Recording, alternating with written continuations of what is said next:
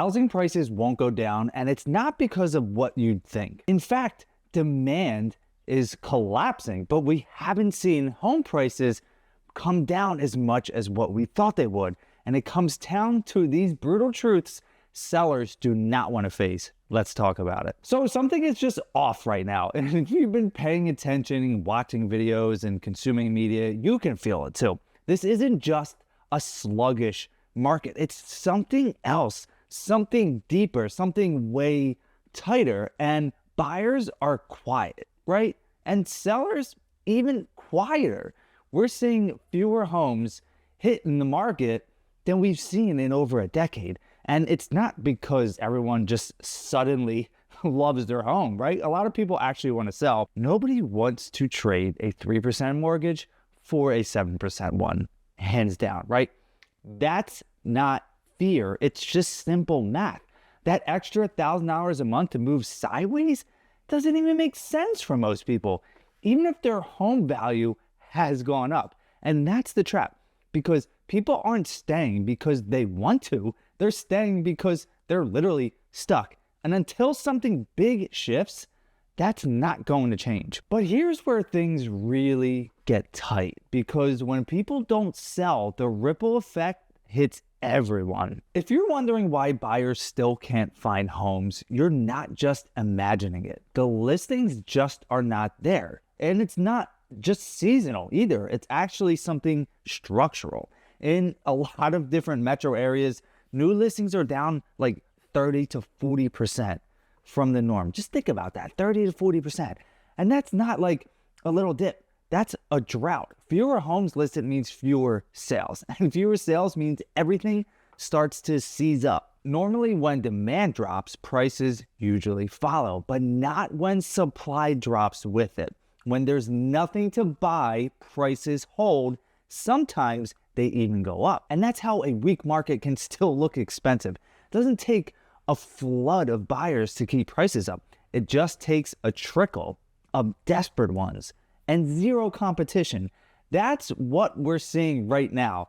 And it's why the whole system feels like it's stuck in place. But what happens when sellers can list and still won't adjust? That's where things get a little weird. Let's talk about the mindset sellers are bringing to the table right now. And it's not really based on data. It's based on memory, specifically 2021. They remember homes, right? They were flying off the shelf, all kinds of bidding wars. They remember the $100,000 over asking stories.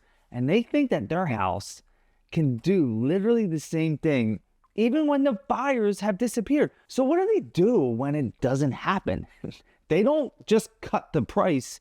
They just sit and wait. Or they pull the listing. Or worse, they relist at the same number, hoping the market is suddenly going to change and all these buyers are suddenly going to change their mind, right? That's not a pricing strategy. That's simply denial. So we've got overpriced listings that are just sitting. We have buyers who just can't afford them and no one making a move. It's not just a market issue, it's a psychological one. So until sellers shift, nothing else will. And right now, most are not ready. I can tell you that hands down. Most are not ready to shift. And yet, even with all this friction, the floor is holding. And it's because of one of the most powerful buffers that most people forget about. You keep hearing this same thing online. Oh, equity doesn't matter. It's just a made up number on a screen. But here's the thing. In today's market, that number might be the only thing that's preventing a collapse, because this time people actually have it. So back in 2008, it was the complete opposite, right? Homeowners had zero cushion. They had all these ridiculous, risky loans, no down payments, and when values dropped, they had to walk. That's what caused that flood, right? The flood of inventory that happened in 2009 through 2011. Now more than 60% of homeowners either own their place outright or have over 50% equity, and that's not theoretical.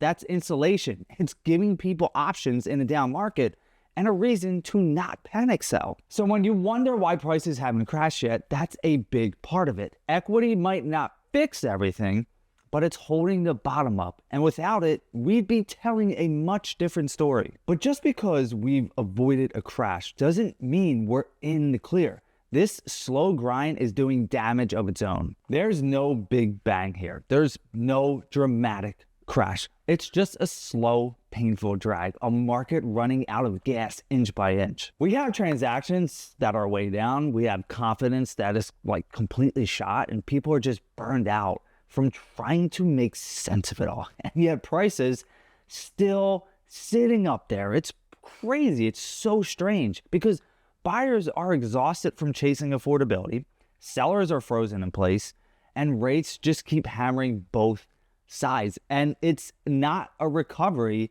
but it's not a disaster either. It's just like limbo. It's gridlock.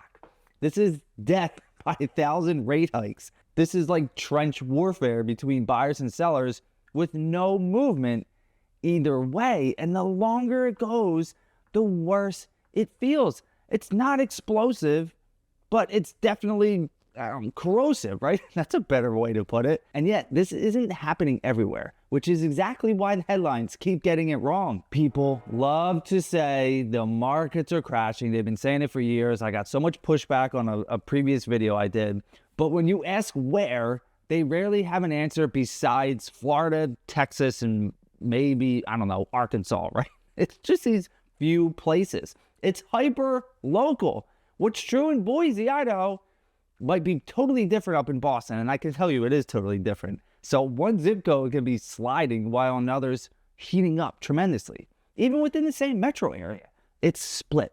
That's how real estate works. So if you're only listening to national headlines, you're getting half the story because averages don't move your house.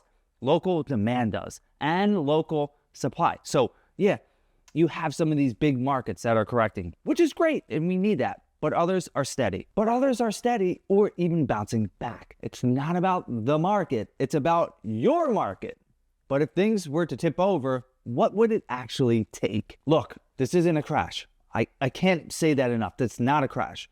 But could it become one?